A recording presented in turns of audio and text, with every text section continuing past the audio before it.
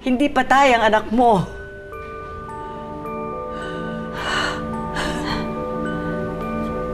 Buhay ang anak ko.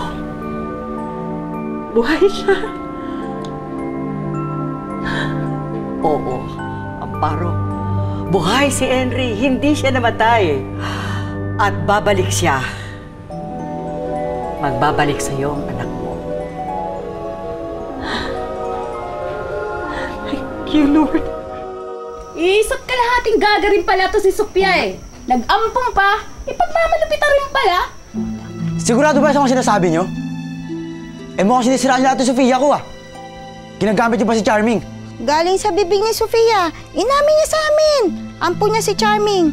Oh, eh bakit tayo mo maniwala? Tanungin mo para malaman mo yung totoo. Puntahan mo ron. Tanungin mo para malaman mo at nang mapahiya ka.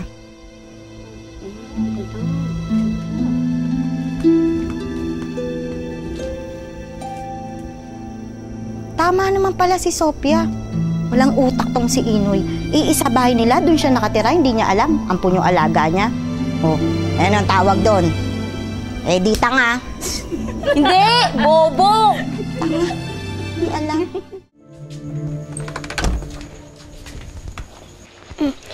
Tito, nandyan na po pala kayo. Kumain na po kayo? Hindi, sige, okay lang. Si Ate Balsing na naman. Hindi po, Tito. Nakainom lang po siya.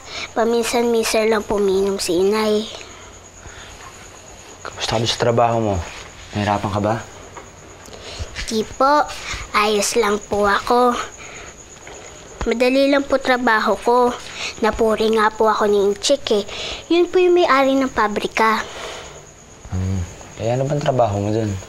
Naglalagay po ng sardinas sa bote. Aba, Charming, mahirap yun. Dapat ang gumagawa nun yung malalaki na. Yung katulad mong bata.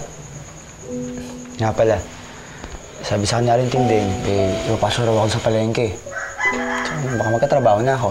Talaga po, Tito? Oo, kaya ikaw ka dito. Pag pumapasok na ako doon, ibitahan mo na yung pabrika na yan, ha? Hindi mo na kailangan magtrabaho. May trabaho na ako, eh.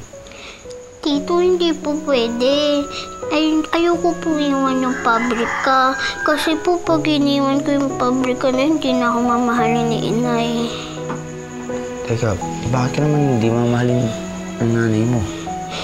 Eh kasi po, sabi po kasi niya sa akin, kailangan ko daw po magtrabaho para mahalin niya ako. Kaya po nagsisipag ako para mahalin niya na ako na tuluyan.